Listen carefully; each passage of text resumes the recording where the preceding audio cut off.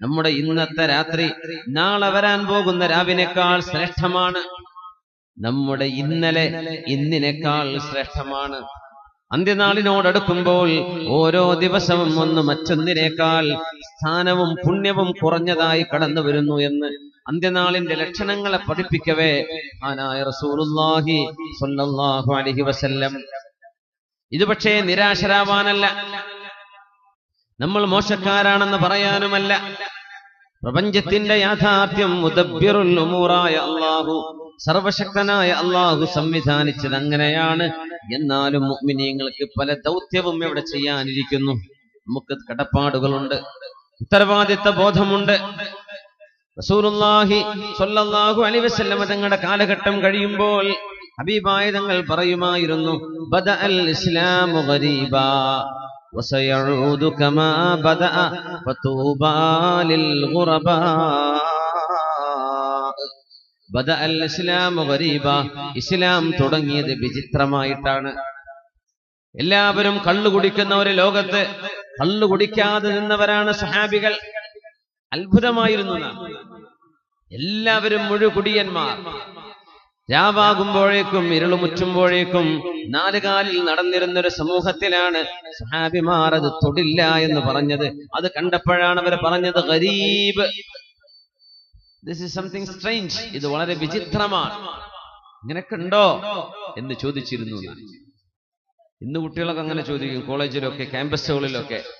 അത് girl friend ഇല്ലെങ്കിൽ നിനക്ക് നീ ആണെന്നെ ആണോടോ, നിനക്ക് വല്ല കുഴപ്പമുണ്ടോ? ഒരു പെണ്ണിന് ബോയ് ഫ്രണ്ട് ഇല്ലെങ്കിൽ അവളോട് നീ പെണ്ണെന്നെ അല്ലേ? നന്മ ചെയ്യുന്നത് വിചിത്രമായി കാണുന്ന ലോകം അങ്ങനെയാണ്. തിന്മയുടെ ആധിക്യം വലോ അഅജബക കസറത്തുൽ ഖബീസ്, നബിയെ തിന്മയുടെ ബാഹുല്യം കണ്ടുകൊണ്ട് അങ്ങ് അത്ഭുതപ്പെട്ടാലും ശരി, ലാ തസ്തവിൽ ഹസനതു വലസ്സയ്യിഅ, നന്മയും തിന്മയും ഒരുപോലെയല്ല. തിന്മ അല്ലാഹുവിന് ഇഷ്ടമല്ല, നന്മയാണ് അവൻ ഇഷ്ടപ്പെടുന്നത്. തിന്മകൾ എത്ര വർദ്ധിച്ചാലും ശരി നമുക്ക് നിരാശ തോന്നിപ്പോകും. നിരാശപ്പെടല്ലേ. ഹബീബായ നബി തങ്ങൾ പറഞ്ഞു, വസയഊദു കമാ ബദഅ ഫതൂബാ ലിൽ ഗുറബാ. ഇസ്ലാം തിരിച്ചുവരും, ഇസ്ലാം തിരിച്ചുവരും.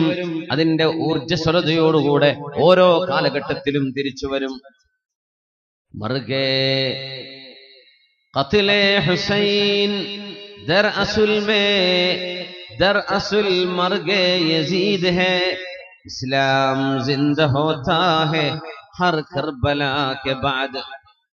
ഖത്ലേ ഹുസൈൻ ദർ അസുൽ മർഗേ യസീദ് ഹൈ. യസീദ് ബിനു മുആവിയയുടെ കയ്യാലെ ഹുസൈൻ റളിയല്ലാഹു അൻഹു എന്ന ഹബീബിന്റെ പുന്നാര പ്രിയപ്പെട്ട പേരമകൻ, ഫാത്തിമ ബീവിയുടെ പുണ്യമകൻ ഹുസൈൻ റളിയല്ലാഹു അൻഹു കർബലയിൽ വധിക്കപ്പെടുകയാണ് ഉണ്ടായത്. ഖത്ലേ ഹുസൈൻ, ഹുസൈൻ എന്നവർ വധിക്കപ്പെട്ടത് ദർ അസുൽ മർഗേ യസീദ് ഹേ. ഹുസൈൻ റളിയല്ലാഹു അൻഹുവിന്റെ മരണം സത്യത്തിൽ യസീദിന്റെ വധമാണ്. യസീദാണ് അവിടെ കൊല്ലപ്പെട്ടത്, ഹുസൈൻ എന്നവരല്ല. ഹുസൈൻ എന്നവർ അവിടെ ഷഹീദായിട്ടുണ്ടെങ്കിലും അവിടെ സംഭവിക്കുന്നത് ഹുസൈൻ റളിയല്ലാഹു അൻഹുവിന്റെ ഘാതകന്റെ മരണമാണ് നടന്നത്. ഇസ്ലാം ജിന്ദ ഹോതാ ഹൈ ഹർ കർബലാ കെ ബാദ്. ഓരോ കർബലക്ക് ശേഷവും ഇസ്ലാം സജീവമായി കൊണ്ടിരിക്കും. എല്ലാ കർബലക്ക് ശേഷവും ഇസ്ലാം ഉണർന്നുകൊണ്ടിരിക്കും. ലോകത്താകമാനം വലിയ യുദ്ധങ്ങൾ നടന്ന കാലഘട്ടമുണ്ടായിരുന്നു. അല്ലാഹുവിന്റെ റസൂലിന്റെ കാലശേഷം തന്നെ അമവി അബ്ബാസി ഭരണകാലങ്ങളിൽ, ഫാത്തിമി മംലൂക്കി ഭരണകാലങ്ങളിൽ, താർത്താ മുസ്ലിം ലോകത്ത് പടയോട്ടം നടത്തിയപ്പോ, ലോകമഹായുദ്ധങ്ങൾ നടന്നപ്പോ, ലോകത്ത് അതിർത്തർക്കങ്ങൾ ഉണ്ടായപ്പോ, രാജ്യങ്ങൾ അതിർത്തികൾക്ക് വേണ്ടി യുദ്ധം ചെയ്തപ്പോ ഒരുപാട് മരണങ്ങൾ ഇതിന്റെ അടയാളമാണ്. പക്ഷെ മൊത്തത്തിൽ ഒരു സമൂഹത്തെ നോക്കിയാൽ അവരിൽ തിന്മകളുടെ ബാഹുല്യം കാണാൻ കഴിയും. തിന്മകളുടെ ആധിക്യം, മനുഷ്യ ശരീരം തിന്മയിലേക്ക് പോകുന്നതായി കാണാൻ കഴിയും. ഇവിടെ നിന്നുകൊണ്ടാണ് പുതിയൊരു തലമുറയുടെ സൃഷ്ടിപ്പിന് നമുക്ക് എന്ത് ചെയ്യാൻ കഴിയും എന്ന് ആലോചിക്കുന്നത്. അഷ്റഫുൽ ഖൽഖ് റസൂലുള്ളാഹ് സ്വല്ലല്ലാഹു അലൈഹി വസല്ലം തങ്ങളുടെ മുമ്പിലുള്ള സ്വഹാബിമാർ ഏതൊരു വിഷയം ഉൾക്കൊണ്ടപ്പോഴാണോ അള്ളാഹു ഈ സമൂഹത്തിന് വിജയം കൊടുത്തത്, ആ ഒരു വിഷയത്തിലൂടെ മാത്രമേ നമുക്കും അള്ളാഹു വിജയം തരൂ.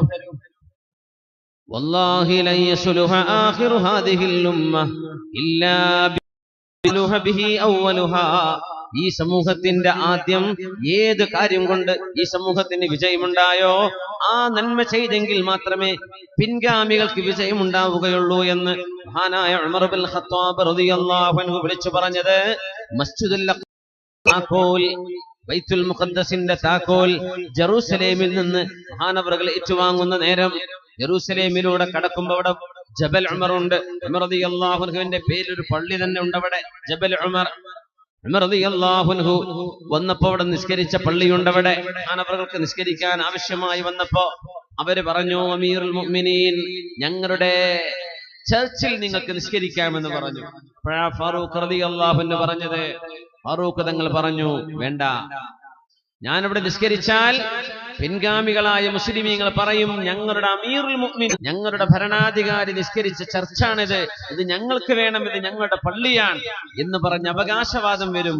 എനിക്ക് വൃത്തിയുള്ള ഒരു സ്ഥലം കാണിച്ചു തന്നാൽ ഞാൻ അവിടെ നിസ്കരിക്കാമെന്ന് പറയുകയും അവിടെ ചർച്ച് ഓഫ് നാറ്റിവിറ്റി ആണോ ചർച്ച് ഓഫ് ഡേവിഡ് ആണെന്ന് എനിക്ക് ഓർമ്മയില്ല, ചർച്ച് ഓഫ് നാറ്റിവിറ്റി ആണെന്ന് തോന്നുന്നു, ഈസാ നബി അലൈഹിസ്സലാമിന്റെ ജന്മം നടന്നൊരു ചർച്ചുണ്ട്. അതിന്റെ തൊട്ടു മുമ്പിൽ ഏതാനും ഇവിടെ നിന്ന് നോക്കിയാൽ നമ്മുടെ പള്ളിയിലേക്കുള്ള ദൂരം അത്രയും അകലത്തിൽ ഒരു പള്ളിയുണ്ട്, മസ്ജിദ് ഉമർ. ആ യാത്രയിൽ ഉമർ റളിയല്ലാഹു അൻഹു നിസ്കരിച്ചിടത്ത് പിൻഗാമികൾ ഉണ്ടാക്കിയ പള്ളിയാണത്. മസ്ജിദുൽ അഖ്സായിലേക്ക് കടന്നു പോകുമ്പോ കാലുകളിൽ ചെളിയുണ്ടായിരുന്നു, വസ്ത്രം തുന്നിപ്പറഞ്ഞ വസ്ത്രമായിരുന്നു. ഒട്ടകപ്പുറത്ത് ഉമർ തങ്ങളുടെ ഭൃത്യനാണ്, ഉമർ തങ്ങൾ താഴെയാണ്. ആ യാത്രയുടെ രംഗം നോക്കണം. ഖലീഫത്തുൽ മുസ്ലിമീൻ മേലെ നിന്ന് ബഹുമാനപ്പെട്ടവരുടെ ഒട്ടകം നയിക്കുന്ന ഗൈഡ് ഒട്ടകത്തിന്റെ കയറ് പിടിച്ച് പോകുമെന്നാണ് നമ്മൾ ധരിക്കുന്നത്. പക്ഷെ ഉമർ തങ്ങളും അദ്ദേഹവും തമ്മിൽ ടേംസ് ഉണ്ടായിരുന്നു. എന്താണത്? ഞാൻ 1 മണിക്കൂർ യാത്ര ചെയ്താൽ പിന്നെ നിങ്ങൾ യാത്ര ചെയ്യണം, ഞാൻ താഴെ ഇറങ്ങും. പിന്നെ ഞാൻ കയറും, നിങ്ങൾ താഴെ, പിന്നെ നിങ്ങൾ കയറും, ഞാൻ താഴെ ഇറങ്ങും. അങ്ങനെ ഊഴമായിട്ട് നമുക്ക് പോകാം. അങ്ങനെ ഉണ്ടാവും. ഒരു ഡ്രൈവർ ഉണ്ട്, മുതലാളിന്റെ വരെ കുറച്ച് ഞാൻ ഡ്രൈവ് ചെയ്തുകൊണ്ട് നീ ഉറങ്ങിക്കോ. ഉമർ തങ്ങൾ അങ്ങനെ യാത്ര പോയത്. പക്ഷെ ആ ഊഴം ഇന്നത്തെ പോലെ GPS സിസ്റ്റത്തിലല്ലോ ഇത്ര മണിക്കൂർ കൊണ്ട് എത്തുമെന്നോ ഇത്ര കിലോമീറ്ററിന് ബാക്കിയുണ്ടെന്നോ നമുക്കൊരു മുൻകൂട്ടി ധാരണ ചെയ്യാൻ കഴിയില്ലല്ലോ. ബൈത്തുൽ മുഖദ്ദസിലെത്തിയപ്പോ സഹാബി ഒട്ടകത്തിന്റെ പുറത്ത് ഉമർ തങ്ങൾ ഒട്ടകത്തിന്റെ കയറും പിടിച്ച് നടക്കുകയാണ്. അദ്ദേഹം പറഞ്ഞു, ഉമർ എന്നവരെ ദയവ് ചെയ്ത് നിങ്ങളൊന്ന് കയറിയിരിക്കെ, ഞാനൊന്ന് ഇറങ്ങട്ടെ. ഇവര് വിചാരിക്കും ഞാനാണ് ഇവിടുത്തെ വലിയ അമീർ എന്ന്, ഞാനാണ് അമീറുൽ മുഅ്മിനീൻ, എന്നെ പറ്റി വിചാരിച്ചേക്കും. ഉമർ തങ്ങൾ പറഞ്ഞു, അവിടെ തന്നെ നിന്നു, അതൊന്നും ഇവിടെ പ്രശ്നമല്ല. അവർ കൂട്ടർ ഓടി വന്നു, അമീറുൽ മുഅ്മിനീൻ ആ കോട്ടങ്ങ് ധരിച്ചാട്ടെ, ഒരു സ്യൂട്ട് തരാം, ആ കോട്ട് നിങ്ങൾ ധരിക്കണം. കാരണം ഈ കീറിപ്പറഞ്ഞ വസ്ത്രം ഇവിടുത്തെ പാത്രിയാർക്കീസുമാർ, കാരണം ലോകത്തെ ക്രിസ്ത്യാനിസത്തിന്റെ ആസ്ഥാനമാണെന്ന് ജെറൂസലേം. ഇന്നൊക്കെ നമ്മൾ റോം കാണുന്ന പോലെയാണ് അന്ന് ജെറൂസലേം അവർ കാണുന്നത്. അവിടെ പ്രഗത്ഭരായ ക്രിസ്തീയ പുരോഹിതന്മാർ മുഴുവനും വന്നിരിക്കാൻ. മുസ്ലിമീങ്ങളുടെ നേതാവ് ലോകം ഉമർ എന്ന് കേട്ടാൽ വിറക്കുമെന്ന് പറയാറുണ്ട്. മഹാനവറുകളെ കാണാൻ വേണ്ടി വന്നിരിക്കുകയാണ്. പറഞ്ഞു, ഉമർ എന്നവരെ ആ തുന്നിപ്പിടിപ്പിച്ച വസ്ത്രം ഒന്ന് മാറ്റിയിട്ട് ഒരു ഓവർകോട്ട് ഒന്ന് ധരിച്ചൂടെ? പിന്നെ കാലിൽ ചെളിയുണ്ട്, കാരണം ഒരു പുഴ കടക്കേണ്ട, ചെറിയൊരു അരുവി, അവിടെ പുഴയില്ല പക്ഷെ ചെറിയ അരുവിയുണ്ട്. ആ വെള്ളത്തിലൂടെ ചെളിയിൽ ചെവിട്ടി നടന്നപ്പോ കാലിലൊക്കെ ചെളി പിടിച്ചിട്ടുണ്ട്. പറഞ്ഞു, ഉമർ എന്നവരെ ആ ചെളിയായതൊക്കെ നല്ല വസ്ത്രമൊക്കെ ഒന്ന് അണിഞ്ഞിട്ട് നല്ല ഭംഗിയിലങ്ങ് ചെന്നാൽ പോരെ?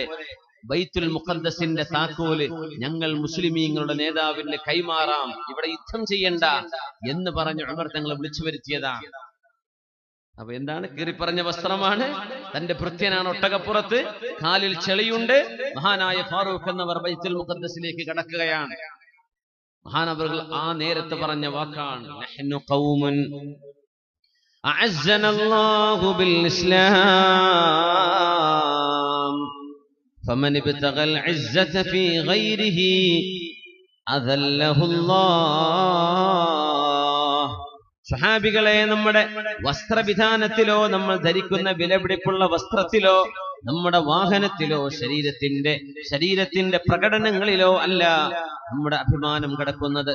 നഹ്നു ഖൗമുൻ അഅസ്സനല്ലാഹു ബിൽ ഇസ്ലാം, നമ്മൾ മുസ്ലിമീങ്ങളായി ജീവിക്കാൻ ഒരുങ്ങിയപ്പോഴാണ് അല്ലാഹു നമുക്ക് അഭിമാനം തന്നത്. മുസ്ലിമീങ്ങളായി ഇസ്ലാമിന്റെ സംസ്കാരം വ്യക്തി ജീവിതത്തിൽ, നമ്മുടെ ചെറുപ്പക്കാരികളിൽ, നമ്മുടെ ആൺമക്കളിൽ, പെൺമക്കളിൽ, നമ്മുടെ കുടുംബിനികളിൽ, നമ്മുടെ ഭർത്താക്കന്മാരിൽ, നമ്മുടെ വാപ്പമാരിൽ, നമ്മുടെ ഉമ്മമാരിൽ ഇസ്ലാമിന്റെ സംസ്കാരം ഉണ്ടായപ്പോഴാണ് അല്ലാഹു നമുക്ക് അഭിമാനം തന്നത്. ومن ابتغى العزة في غيره أذله الله. ഇസ്ലാം മാറ്റിവെച്ച് മറ്റെന്തെങ്കിലും നമ്മൾ അണിയുകയോ സ്വീകരിക്കുകയോ ചെയ്താൽ ഈ ഉമ്മത്തിനെ അല്ലാഹു മറ്റുള്ളവരുടെ കണ്ണിൽ നിന്ദ്യന്മാരായി കാണിച്ചു കൊടുക്കുമെന്ന് മഹാനായ ഉമർ ഇബ്നുൽ ഖത്താബ് റളിയല്ലാഹു തആല അൻഹു ലോക മുസ്ലിമീങ്ങൾക്ക് ഖിയാമത്ത് നാൾ വരെ ഓർത്തെടുക്കാനുള്ളൊരു വാക്ക് മഹാനവർ അവിടെയാണ് പറഞ്ഞത്. ഇസ്ലാം ഒഴിവാക്കിയാൽ നമ്മൾ ഒന്നിനും കൊള്ളില്ലെന്നാണ്. നമ്മൾ വിചാരിക്കുക നമ്മൾ വലിയ ഫാഷൻകാരാണെന്നൊക്കെ. ചെറുപ്പക്കാരുടെ ചില ഹെയർ സ്റ്റൈലുകൾ, ചില സലൂണിന്റെ പരസ്യം തന്നെ അങ്ങനെ എന്തൊക്കെയോ ഹെയർ സ്റ്റൈലുകൾ, പല രീതിയിൽ. ഇതൊന്ന് പടിഞ്ഞാറ് നിന്ന് വരുന്ന സംസ്കാരമൊക്കെ നേരിട്ട് നമ്മുടെ ബാർബർമാരൊക്കെ അങ്ങനെ അങ്ങ് പഠിച്ചു വെച്ചിരിക്കാൻ. അങ്ങനെ DJ ഒച്ചപ്പാടുകളും ബഹളങ്ങളൊക്കെ ആയി എയർ കണ്ടീഷൻ ചെയ്ത സലൂണുകളിൽ ഹറാമായ ഹെയർ കട്ടിട്ട് നമ്മളെ മക്കൾ ഇങ്ങനെ റോഡിലൂടെ നടക്കുക. നമുക്കതുകൊണ്ട് മുസ്ലിം അല്ലാത്തവർക്ക് ഇവരെ കാണുമ്പോൾ എന്ത് തോന്നുന്ന ഹോമാളികൾ എന്നാണ് പറയുന്നത്. പക്ഷേ അച്ചടക്കമുള്ള ഇസ്ലാമിക വേഷം ധരിച്ച ഒരാൾ നടന്നാൽ, ഇസ്ലാമിന്റെ സംസ്കാരത്തിൽ നടന്നാൽ മിനിമം ജനങ്ങളുടെ കൽബിൽ അയാളൊരു മതിപ്പ് അല്ലാഹു ഇട്ടുകൊടുക്കുന്ന. നമ്മൾ എത്ര ഫാഷനായിട്ടും കാര്യമില്ല, നമ്മളെക്കാളും ഫാഷനബിൾ ആയ ഒരു സമൂഹം ഈ ലോകത്ത് ജീവിച്ചുകൊണ്ടിരിക്കുന്നത്. നമ്മൾ ഒന്നുമല്ല, nothing compared to them. നമ്മൾ ഒന്നുമല്ല. ഏറ്റവും വലിയ ഫാഷനുകൾ ലോകത്തിന് സമ്മാനിക്കുന്ന സമൂഹങ്ങളുണ്ട് ഇവിടെ. മുസ്ലിമേതര മറ്റു പാശ്ചാത്യ രാജ്യങ്ങളൊക്കെ അങ്ങനെയാണ്. അപ്പോ നമുക്ക് അവർക്കിടയിൽ മത്സരിക്കേണ്ടത് ദുന്യാവ് കൊണ്ടല്ല, നമ്മൾ മത്സരിക്കേണ്ടത് ഇസ്ലാം കൊണ്ടാണ്. നമ്മൾ ഇസ്ലാമികമായ രീതിയിൽ ജീവിക്കുന്നുണ്ടോ ഇല്ലയോ, അവിടെയാണ് വിഷയം. അങ്ങനെയാണ് മുൻഗാമികൾക്ക് അല്ലാഹു തആല അഭിമാനം നൽകിയത്. ആ അഭിമാനം അതുകൊണ്ട് തന്നെ നമുക്കും അല്ലാഹു നൽകുകയുള്ളൂ. അല്ലാഹു നമ്മെയും ലോക മുസ്ലിമീങ്ങളെയും ഇസ്സത്തിലാക്കി തരട്ടെ. ആമീൻ യാ റബ്ബൽ ആലമീൻ. അല്ലാഹുവിനോട് ദുആ ചെയ്യുകയാണ്. മഹാനായ ഖാലിദ് ബിൻ വലീദ് റളിയല്ലാഹു അൻഹു അന്ന് റോമക്കാരുമായി, റോമൻസ് എന്ന യൂറോപ്പുകാർ, അവരുമായുള്ള യുദ്ധം നടക്കുമ്പോ അവരുടെ നേതാവ് റുസ്തും മുസ്ലിമീങ്ങൾക്കെതിരെ ആഞ്ഞടിക്കാൻ തയ്യാറാവുകയും മുസ്ലിമീങ്ങളെ തുരത്തി ഓടിക്കാനുള്ള സർവ്വ സജ്ജീകരണങ്ങളും ആയുധവും സൈന്യവും റെഡിയാക്കി നിർത്തിയപ്പോ ഖാലിദ് ബിൻ വലീദ് റളിയല്ലാഹു അൻഹു പറഞ്ഞു, ഐന തഫിറൂന മിന്നാ, നിങ്ങൾക്ക് ഞങ്ങളിൽ നിന്ന് ഓടി രക്ഷപ്പെടാൻ കഴിയുകയില്ല. എവിടെ? മുസ്ലിമീങ്ങൾ ഓടി രക്ഷപ്പെടേണ്ട അവസ്ഥയിലാണെന്ന് എണ്ണത്തിൽ, പക്ഷെ ഈമാനികമായ വണ്ണത്തിൽ അവർ വലുതാണ്. നിങ്ങൾക്ക് രക്ഷപ്പെടാൻ കഴിയുകയില്ല. ഫവല്ലാഹി ലൗ സഅയ്തും മിനസ് സമാ ലഅംതറകുമുല്ലാഹു അലൈനാ മതറാ. ഞങ്ങളെന്ന് രക്ഷപ്പെടാൻ വേണ്ടി നിങ്ങൾ ആകാശത്തേക്ക് കയറിപ്പോയി എന്നിരിക്കട്ടെ, നിങ്ങളെ മഴത്തുള്ളികളായി ഞങ്ങളുടെ മുമ്പിലേക്ക് അല്ലാഹു ഇറക്കിത്തരും. മഴത്തുള്ളികളായി ഇറക്കിത്തരും. അല്ലാഹു നിങ്ങളെ മഴത്തുള്ളികളായി ഞങ്ങളുടെ മുമ്പിലേക്ക് ഇറക്കിത്തരും. നിങ്ങൾ എവിടേക്കാ ഓടുന്നത്? ഫവല്ലാഹി ലൗ സഅയ്തും മിനസ് സമാ, നിങ്ങൾ ആകാശത്തേക്ക് ഉയരുകയാണെങ്കിൽ നിങ്ങളെ അല്ലാഹു ഞങ്ങൾക്ക് മുമ്പിൽ ഇറക്കിത്തരും. ഈ ഒരു വാക്കിന്റെ ധൈര്യം കേട്ടപ്പോഴാ റുസ്തും പിന്മാറിയതെന്ന്. സുബ്ഹാനല്ലാഹ്, ഞങ്ങൾ യുദ്ധത്തിനില്ലേ എന്ന് പറഞ്ഞു. ആ ഒരു ഈമാനികമായ ധൈര്യം. കിതാബല്ലാഹി വസുന്നത റസൂലിഹി, ഹബീബായ റസൂലുള്ളാഹി സ്വല്ലല്ലാഹു അലൈഹി വസല്ലം തങ്ങൾ രണ്ട് തരത്തിലാണ് നമുക്ക് അവസാന ഉപദേശം തന്നത്. 3 വിഷയങ്ങളാണ് ഇതിൽ നബി തങ്ങൾ പരാമർശിച്ചത്. ഒന്ന്, ഗദീറു ഖം എന്ന് പറയുന്ന ശിആ വിശ്വാസികളൊക്കെ ഏറ്റവും കൂടുതൽ ലോകത്ത് ചർച്ച ചെയ്യുന്ന ഒരു ഹദീസുണ്ട്. മഹാനായ റസൂലുള്ളാഹി സ്വല്ലല്ലാഹു അലൈഹി വസല്ലം തങ്ങൾ ഹജ്ജത്തുൽ വദാ എന്ന അവസാനത്തെ ഫേവൽ പിൽഗ്രിമേജ്, ഹബീബിന്റെ അവസാനത്തെ ഹജ്ജ് കഴിഞ്ഞ് മടങ്ങി വരുന്നു. മക്കയുടെയും മദീനയുടെയും ഇടയിൽ ഖം എന്ന് പറയുന്ന പ്രദേശത്തൊരു കിണറുണ്ട്.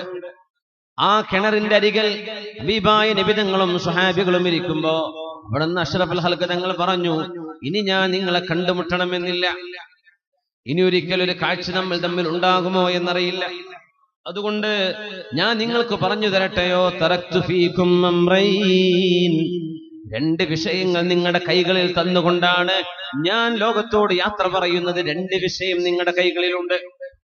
മാ തമസ്സക്തും ബിഹിമാ ലൻ തദില്ലു മാ തമസ്സക്തും ബിഹിമാ, നിങ്ങൾ മുറുകെ പിടിച്ചാൽ നിങ്ങൾക്ക് അല്ലാഹു തആല യാതൊരു പ്രയാസമോ പരാജയമോ വരുത്തുകയില്ല. വിജയമല്ലാതെ നിങ്ങൾ വഴിപഴച്ചു പോകുന്ന പ്രശ്നമേ ഇല്ല. രണ്ട് വിഷയങ്ങൾ ഈ ഹദീസിൽ പറഞ്ഞത്, കിതാബല്ലാഹി വഇസ്റതി, ഒന്ന് അല്ലാഹുവിന്റെ കിതാബാണ്, മറ്റൊന്ന് എന്റെ കുടുംബമാണ്, എന്റെ അഹ്ലു ബൈത്താണ്, എന്റെ സയ്യിദന്മാർ, എന്റെ തങ്ങന്മാർ. എന്റെ കുടുംബ പരമ്പരയിൽ ഫാത്തിമ റളിയല്ലാഹു അൻഹയിലൂടെ കടന്നു വരുന്ന മക്കളിൽ, ഈ സമൂഹത്തിൽ എന്റെ ചോര ശരീരത്തിൽ ഒഴുകിക്കൊണ്ടിരിക്കുന്ന സയ്യിദന്മാർ, തങ്ങന്മാർ, ആ സയ്യിദന്മാരെ നിങ്ങൾ മുറുകെ പിടിക്കുന്ന കാലത്തോളം, അള്ളാഹുവിന്റെ കിതാബ് നിങ്ങൾ മുറുകെ പിടിക്കുന്ന കാലത്തോളം, ഈ രണ്ട് നേതൃത്വം നിങ്ങൾ അംഗീകരിക്കുകയാണെങ്കിൽ ലൻ തദില്ലു, നിങ്ങൾക്ക് പിഴവുണ്ടാവുകയില്ലെന്ന് റസൂലുള്ളാഹി സ്വല്ലല്ലാഹു അലൈഹി വസല്ലം ഇതേ പ്രയോഗം തന്നെ ഞങ്ങൾ പറഞ്ഞിട്ടുണ്ട്. കിതാബല്ലാഹി വസുന്നത റസൂലിഹി, അല്ലാഹുവിന്റെ കിതാബും അവന്റെ ദൂതനായ എന്റെ സുന്നത്തും നിങ്ങളുടെ കൈകളിൽ ഞാൻ തരുന്നു, അത് മുറുകെ പിടിച്ചാൽ നിങ്ങൾക്ക് പരാജയമില്ല. രണ്ട് ഹദീസും കൂടെ നോക്കിയാൽ മൂന്ന് കാര്യങ്ങളാണ്. അള്ളാഹുവിന്റെ ഖുർആനും ഹബീബിന്റെ സുന്നത്തും അള്ളാഹുവിന്റെ റസൂലിന്റെ അഹ്ലു ബൈത്ത്, അവിടുത്തെ കുടുംബം, ഈ മൂന്നും മുറുകെ പിടിക്കേണ്ടവരാണ് നമ്മൾ. സയ്യിദന്മാർ ഈ സമൂഹത്തിന് അല്ലാഹു നൽകുന്ന തണലല്ലയോ, അഷ്റഫുൽ ഖൽഖിന്റെ ചോരയല്ലയോ അവിടെ രക്തത്തിലൂടെ ഒഴുകിക്കൊണ്ടിരിക്കുന്നത്? അല്ലാഹുവിന്റെ റസൂലിന്റെ പൊന്നുമോൾ ഫാത്തിമ റളിയല്ലാഹു അൻഹയിലൂടെ, ഫാത്തിമ ബീവി ഹബീബിന്റെ മക്കളിൽ പെൺകുട്ടിയാണ്, പക്ഷേ നമ്മുടെ പെൺമക്കളെ പോലെയല്ല. ഫാത്തിമ ബീവിയിലൂടെ ജനിക്കുന്ന മക്കൾ ഹബീബിന്റെ ആൺമക്കളിലൂടെ ജനിക്കുന്ന പോലെ ഹബീബിന്റെ ചോരയാണെന്നും ആ പരമ്പര ഹബീബിന്റെ പരമ്പരയാണെന്നും നിങ്ങളുടെ പെൺകുട്ടികളെ കല്യാണം കഴിച്ചു കൊടുത്താൽ ആ പെൺകുട്ടികളിൽ ജനിക്കുന്ന മക്കൾ അവരുടെ ഭർത്താക്കന്മാരിലേക്കാണ് ചേർത്തി പറയുന്നതെങ്കിൽ എന്റെ മക്കൾ അങ്ങനെയല്ല,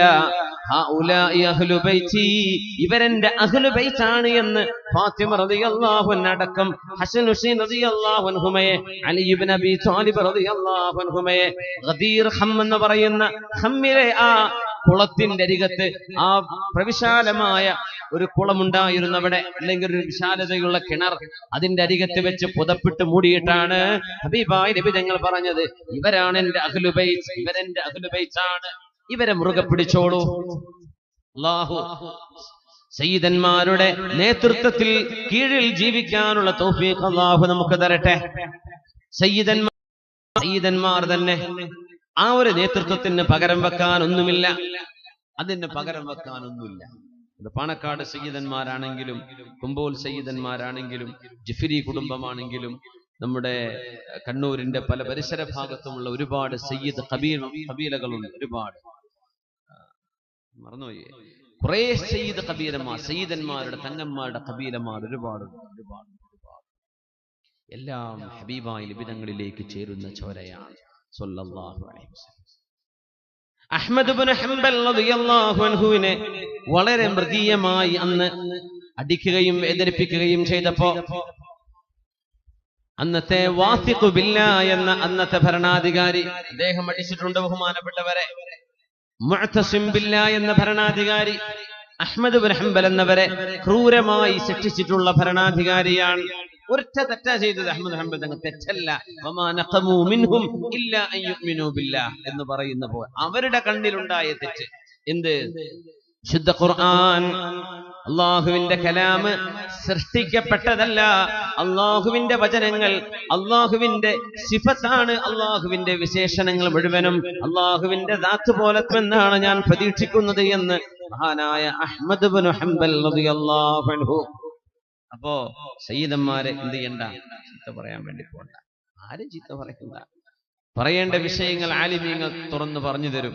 ആരൊക്കെയാണ് ഫ്രോഡ്, ആരൊക്കെയാണ് തട്ടിപ്പ്, ഇതൊക്കെ ആലിമീങ്ങൾ അവരുടെ ദൗത്യം നിർവഹിക്കും. അത് ഗീബത്തും നമീമത്തായി കൂട്ടുകയുമില്ല.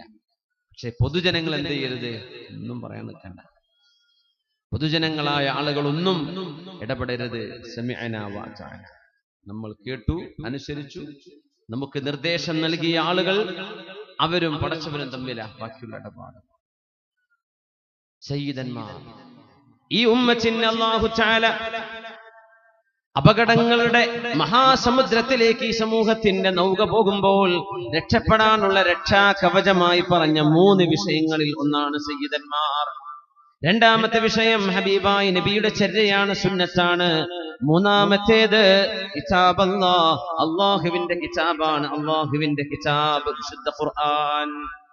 റസൂലുള്ളാഹി സ്വല്ലല്ലാഹു അലൈഹി വസല്ലം തങ്ങളുടെ മുമ്പിൽ മഹാനായ ഉമർ ഇബ്നുൽ ഖത്താബ് റളിയല്ലാഹു അൻഹു ഒരിക്കൽ വന്നു തൗറാത്തിന്റെ ഒരു കഷ്ണവുമായി.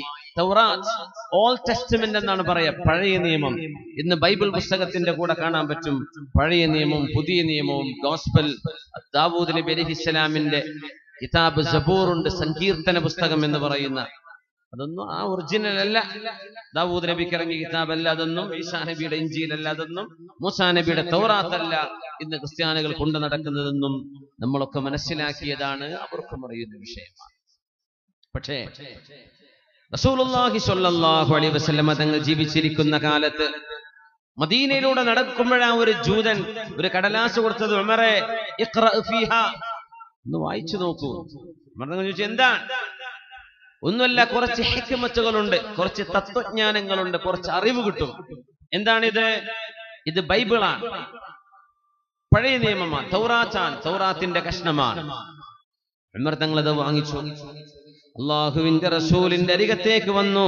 അതാ റസൂലുള്ളാഹി സ്വല്ലല്ലാഹു അലൈഹി വസല്ലം ബിനുസ്ഖത്തിൻ മിനത് തൗറാത്ത്, തൗറാത്തിന്റെ ഒരു കഷ്ണവുമായി വന്നു. യാ റസൂലല്ലാഹ്, അല്ലാഹുവിന്റെ റസൂലേ, ഹാദിഹി നുസ്ഖത്തുൻ മിനത് തൗറാത്ത്, തൗറാത്തിന്റെ ഒരു കഷ്ണമാണ് നബിയെ ഇത് എന്ന് നബി ഞങ്ങളോട് പറയുകയും ചെയ്തു. അത് ഹബീബിന്റെ മുമ്പിൽ വായിക്കാൻ തുടങ്ങി. ഉമർ റളിയല്ലാഹു അൻഹു വായിക്കുന്നു, നബി ഞങ്ങൾ ഒന്നും പറയുന്നില്ല. ഫസകത നബിയു സ്വല്ലല്ലാഹു അലൈഹി വസല്ലം, നബി ഞങ്ങൾ മൗനം പാലിച്ചു.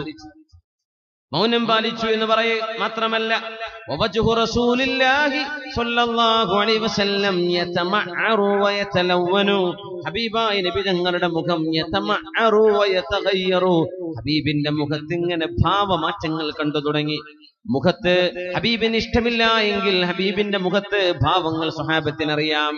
കണ്ണ് ചമക്കാൻ തുടങ്ങി, ഹബീബിന്റെ മുഖത്ത് ദേഷ്യം വരക്കാൻ തുടങ്ങി. ഇതൊന്നും ഉമർ തങ്ങൾ കാണുന്നില്ല. ഉമർ എന്നവർ തൗറാത്ത് ഇങ്ങനെ വായിക്കുകയാണ്. അപ്പോഴാണ് അബൂബക്കർ സിദ്ദീഖ് റളിയല്ലാഹു അൻഹു പറഞ്ഞത്, മോശമാണ് ഉമറേ നിങ്ങൾ ചെയ്തുകൊണ്ടിരിക്കുന്നത്.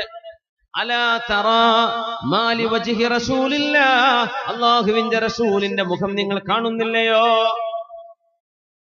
ഉമർ തങ്ങൾ അപ്പോഴാണ് നോക്കുന്നത്, അല്ലാഹുവിന്റെ ഹബീബിന്റെ മുഖം ചമന്ന് തുടുത്തു നിൽക്കുകയാണ്. അബ്ദുല്ലാഹി ഇബ്നു സയ്യിദ് റളിയല്ലാഹു അൻഹു പറഞ്ഞിട്ടുണ്ട് അവിടെ, അംസഖല്ലാഹു അഖ്ലക എന്നാണ് അന്ന് സിദ്ദീഖ് എന്നവർ പറഞ്ഞത്. ഉമറേ നിങ്ങളുടെ ബുദ്ധി തന്നെ അല്ലാഹു മാറ്റിക്കളഞ്ഞല്ലോ. അലാ തറാ മാ ബിവജ്ഹി റസൂലില്ലാഹ്, ഇത് പറഞ്ഞപ്പോ ഉമർ റളിയല്ലാഹു അൻഹു ഹബീബിന്റെ മുഖത്തേക്ക് നോക്കിയിട്ട് പറഞ്ഞു, അഊദു ബില്ലാഹി മിൻ ഗളബില്ലാഹി വ ഗളബി റസൂലിഹി, അല്ലാഹുവിന്റെ കോപവും അവന്റെ ഹബീബിന്റെ കോപവും എനിക്ക് വരാതിരിക്കട്ടെ.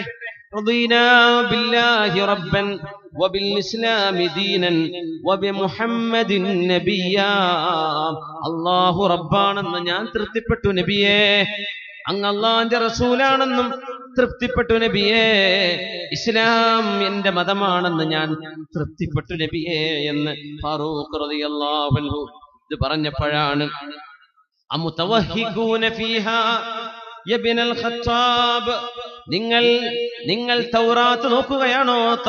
ഖത്താബിന്റെ മോനെ, നിങ്ങൾക്ക് തൗറാത്ത് വേണോ ഖുർആനുള്ളപ്പോ? അലമ്മാതികും ബിഹാ ബൈളാ നഖിയ്യ, സംശുദ്ധമായ ഒരു മാർഗരേഖ ഇസ്ലാം ഞാൻ നിങ്ങൾക്ക് കൊണ്ടുവന്നിട്ടില്ലയോ? വല്ലദീ നഫ്സി ബിയദി, നോക്കണം ഹബീബായ നബി നിങ്ങൾ എന്താ പറയുന്നത്? വല്ലദീ നഫ്സി ബിയദി, അല്ലാഹുവിനെ തന്നെയാണ് സത്യം. ലൗ ബദാലകും മൂസാ ഫതബിഅ്തുമൂഹു, മൂസാ നബി അലൈഹിസ്സലാം തന്നെ ജീവനോടെ ഇങ്ങ് മദീനയിലേക്ക് വന്നു എന്നിരിക്കട്ടെ. മൂസാ നബി തന്നെ വന്നു, തൗറാത്ത് ഇറക്കപ്പെട്ട നബിയല്ലേ കലീമുല്ലാഹി മൂസാ നബി അലൈഹിസ്സലാം. മൂസാ നബി തന്നെ വന്നു എന്നിരിക്കട്ടെ.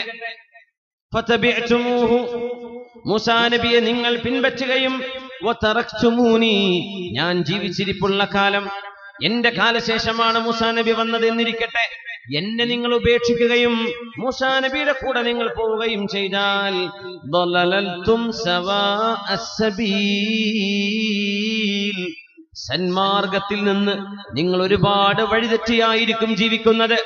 ഞാൻ ജീവിച്ചിരിപ്പുള്ള കാലം സാക്ഷാൽ മൂസാ നബി തന്നെ വന്നു എന്നിരിക്കട്ടെ, നിങ്ങൾ എന്നെ പിൻപറ്റാതിരിക്കുകയും മൂസാ നബിയെ പിൻപറ്റുകയും ചെയ്താൽ ലളലൽതും സവാഅ السبيل, നിങ്ങൾക്ക് സന്മാർഗം നഷ്ടപ്പെടും. ഉമറേ, വല്ലാഹി ലൗ കാന മൂസാ ഹയ്യാ, മൂസാ നബി അലൈഹിസ്സലാം ജീവിച്ചിരിക്കുകയാണെങ്കിൽ മാ വസിഅഹു ഇല്ലാ അൻ യത്തബിഅനി, എന്നെ പിൻപറ്റുകയല്ലാതെ മറ്റൊരു വഴിയും മൂസാ നബിക്കുണ്ടാവുകയില്ല എന്ന് മഹാനായ റസൂലുള്ളാഹി സ്വല്ലല്ലാഹു അലൈഹി വസല്ലം തങ്ങൾ പഠിപ്പിച്ചു.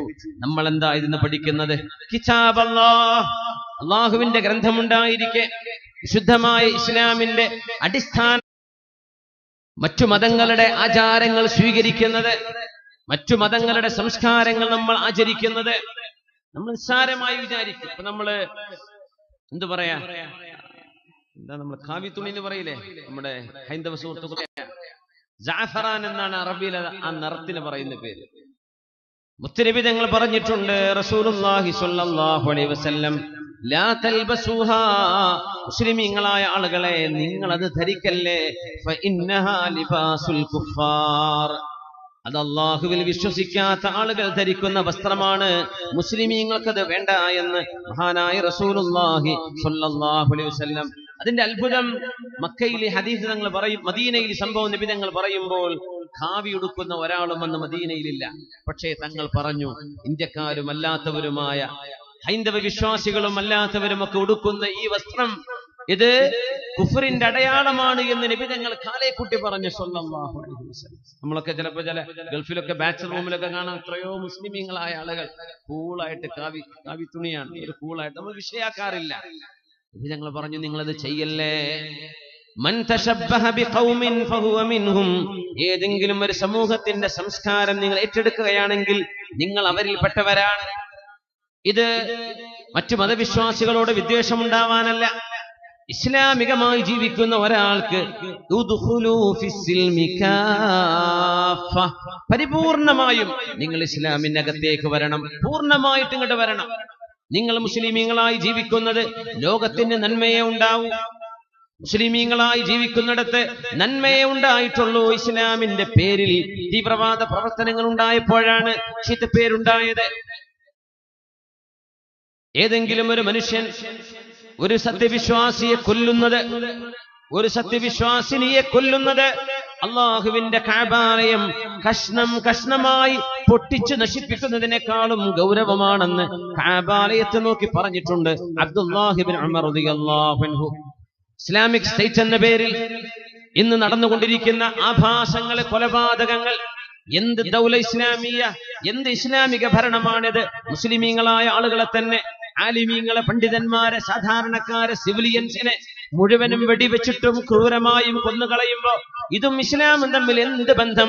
ഇസ്ലാം ലോകത്ത് പഠിപ്പിച്ച നബി തങ്ങളാ പഠിപ്പിച്ചത് അള്ളാഹുവിന്റെ കഅബാലയം നമ്മൾ 5 നേരം ഇന്ന് നിസ്കരിക്കുന്ന സുജൂദിന്റെ ഖിബലയായി വെക്കുന്ന, തക്ബീർ ചൊല്ലാൻ ഖിബലയാക്കി വെക്കുന്ന, കിടന്നുറങ്ങുമ്പോൾ സുന്നത്ത് കിട്ടാൻ തിരിഞ്ഞു നിൽക്കുന്ന, വുളു എടുക്കുമ്പോൾ തിരിഞ്ഞു നിന്ന് ദുആ ചെയ്യുന്ന അല്ലാഹുവിന്റെ കഅബാലയം, ആ കഅബാലയം ലയഹ്ദിമൽ കഅബത ലബിനതൻ ലബിന, കഅബയെ ഓരോരോ കല്ലുകളായി ഓരോന്നോരോന്നായി കഅബാലയം പൊളിച്ചു മാറ്റുന്നതാണ്. പൊളിച്ചു മാറ്റുന്നതിനേക്കാളും ഗൗരവമാണ് മുസ്ലിമായ ഒരു മനുഷ്യനെ, ആണോ പെണ്ണോ കുട്ടിയോ ആകട്ടെ, അവരെ വധിക്കുന്നത് കഅബാലയം പൊളിക്കുന്നതിനേക്കാളും ഗൗരവമാണെന്ന് മഹാനായ മുഹമ്മദ് റസൂലുള്ളാഹി സ്വല്ലല്ലാഹു അലൈഹി വസല്ലം തങ്ങൾ പറഞ്ഞിട്ടുണ്ട്. ഇവർക്കും ഇസ്ലാമും തമ്മിൽ എന്ത് ബന്ധം? എന്ത് ബന്ധമാ ഉള്ളത്? ഒരു മുസ്ലിം ഖുർആൻ പറഞ്ഞ പോലെ ജീവിക്കുമ്പോൾ മനുഷ്യർക്ക് സമാധാനം, അയൽവാസികൾക്ക് സമാധാനം, വീട്ടുകാർക്ക് സമാധാനം, നാട്ടുകാർക്ക് സമാധാനം. കിതാബല്ലാഹി വസുന്നത റസൂലിഹി വഇശ്റത റസൂലിഹി, അല്ലാഹുവിന്റെ കിതാബും നബി തങ്ങളുടെ സുന്നത്തും ഹബീബിന്റെ കുടുംബവും. അല്ലാഹു നമുക്ക് ഈ മാതൃകയിൽ മുന്നോട്ട് നീങ്ങാൻ അല്ലാഹു തൗഫീഖ് നൽകട്ടെ. ആമീൻ യാ റബ്ബൽ ആലമീൻ. എഴുന്നേറ്റ് സ്വലാത്ത് ചൊല്ലില്ലേ? صلوا على النبي محمد وآله اللهم صل على سيدنا محمد وعلى آل سيدنا محمد وبارك وسلم عليه اللهم صل على محمد وعلى آل سيدنا محمد بارك وسلم عليه اللهم صل على سيدنا محمد وبارك وسلم